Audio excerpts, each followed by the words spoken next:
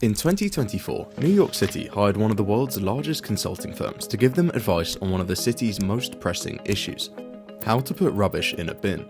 McKinsey, the firm in question, came back with a shining 80-page deck, all centered around the novel idea called containerization, and its benefits, which included, but were not limited to, getting rid of rats, cleaner streets, and less clutter for pedestrians. While getting a 20-something-year-old grad to make rubbish bins seem innovative might sound like a joke, the report cost the government a hefty $4 million, equivalent to $42,000 per slide. This is of course a somewhat extreme example, but these firms have been getting away with dressing up obvious advice as strategic realignment and stakeholder management for decades. That is until the last couple of years. At this point, McKinsey is a total racket. It's just all fake. Names like McKinsey, PwC, and Deloitte are all cutting their consulting workforce. So what happened to the industry? After all, just a few years ago, most graduates would give anything for an internship at one of these firms. You might think the industry is just another victim of the AI revolution. While that's in part true, there's actually a lot more going on here. Because for the past few decades, the industry has constantly had to reinvent itself, but doing that comes with risks, and firms are only just now starting to pay the price. Deloitte used artificial intelligence to prepare a report. The University of Sydney welfare academic Chris Rajchu discovered the errors in the report. Management consulting firm McKinsey that has laid off 2,000 employees. As laughable as the consulting industry might seem today, there was once a time when it was considered one of the most useful industries in America. Back in the 1990s, businesses genuinely needed consultants, for the simple reason that most businesses were really badly run. At the time, the US was embracing deregulation, with almost religious intensity, tearing down rules that kept industries in check for decades. The results were dramatic. Entire sectors suddenly opened up, with companies free to expand in ways that had previously been off limits. In less than a decade, the annual value of mergers and acquisitions ballooned from about $200 billion to more than $1.7 trillion, more than the entire GDP of Canada. In many ways, these mergers made companies stronger, but they also made a mess so big it gave rise to an entire industry. Suddenly, companies were stuck with 2 finance departments, 2 HR teams, 2 marketing divisions, and nobody quite sure which ones were actually necessary. If you kept them all, the companies became bloated and inefficient, but if you cut the wrong one, the whole machine would stop working. And that's where consultants came in. Their skill set was basically going into these companies after a merger, working out what bits needed to stay, and what parts could be cut without any real consequence. Thanks to this wave of post-merger cleanups, consultancies became hugely profitable businesses, and by the late 1990s, firms like McKinsey and BCG had become permanent fixtures of corporate America. But unfortunately for consultants, they were also digging their own grave. Scandals like Enron, which wiped out $60 billion in shareholder value, ended up forcing the government to reintroduce the very same rules they had been cutting just a couple of decades earlier. This quickly put a stop to the mad rush of deals that had been happening across the country, and in just a couple of years, the industry lost nearly 2/3 of its value. When the merger gold rush ended, you might expect that consultants would just fade into irrelevance, but instead they pulled off one of the greatest pivots in corporate history, selling their services to governments. By the 2000s, the government's workforce had nearly doubled, and with that rapid growth came huge inefficiencies. So officials turned to consultants to try and fix this, hoping that their advice would help sort out the bureaucracy. Over the course of a few years, US federal spending on outside management consultants tripled. On the surface, this looked like the perfect business opportunity, but it also planted the seeds of the industry's downfall. The point where consulting began drifting away from being a serious business service and towards the punchline we think of today. In 2012, the US Air Force scrapped a project called the Expeditionary Combat Support System. After nearly a decade of work and more than $1 billion spent largely on consulting fees, it produced nothing. The system had been designed to replace 200 separate databases with one streamlined platform, but it collapsed under endless delays and mismanagement. And yet, no single consultant or department paid the price. The point is, in government contracts, accountability was so diffuse that even billion-dollar disasters had no clear culprit. Consulting firms figured this out pretty quickly, and unlike in the private sectors, bad recommendations didn't threaten their reputation. For consultancies, this was the dream. Not only did this shield them from responsibility when projects failed, but as long as they weren't actually solving the government's problems, they could keep coming back for more contracts. Of course, building your entire business model around giving advice without consequences is a pretty risky foundation. If a new technology comes along that can actually solve those problems, then suddenly you don't have a business anymore. But anyways, year after year, the amount being spent on these contracts continued to grow, despite the fact the sheer amount of waste didn't seem to be getting any better. Unsurprisingly, it was around this time that we saw the rise of what we now call corporate speak.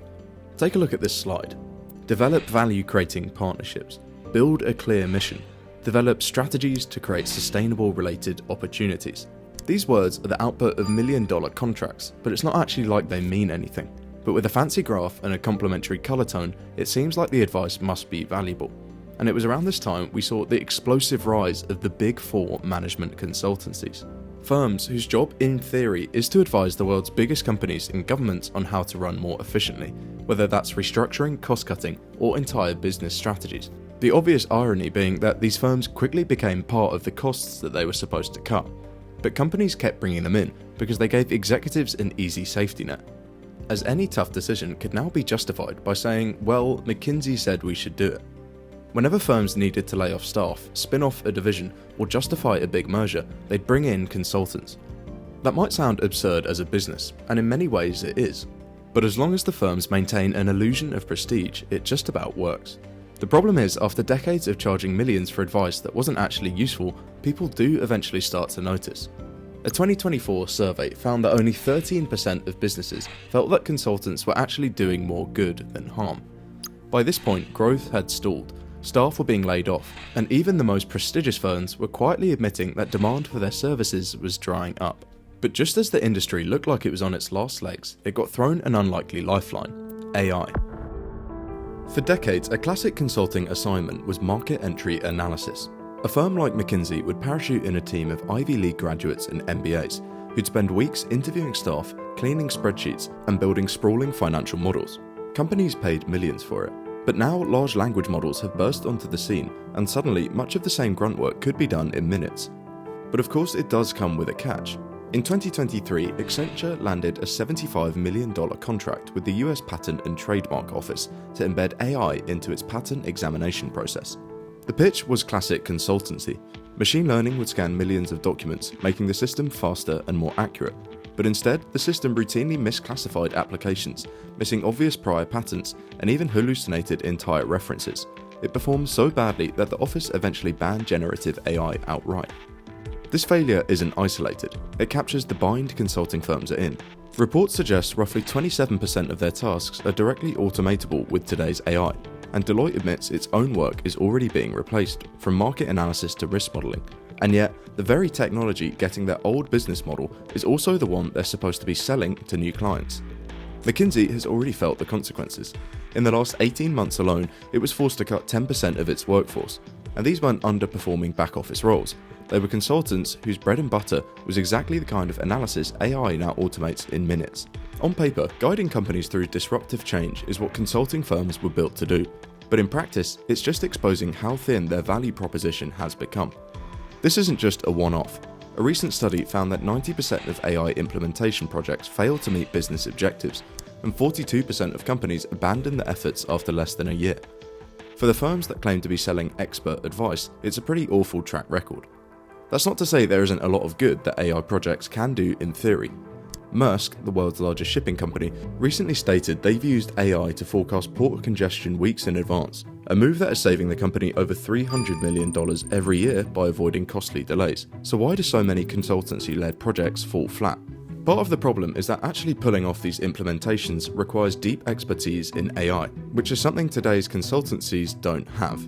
The real talent isn't sitting at a Deloitte office or a McKinsey slide deck. It's inside the research labs at places like OpenAI or Anthropic.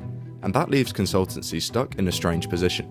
AI has managed to make the majority of their old services obsolete, and at the same time, it's one of the few technologies they've actually struggled to sell their advice on. Put those together and you get a dangerous feedback loop.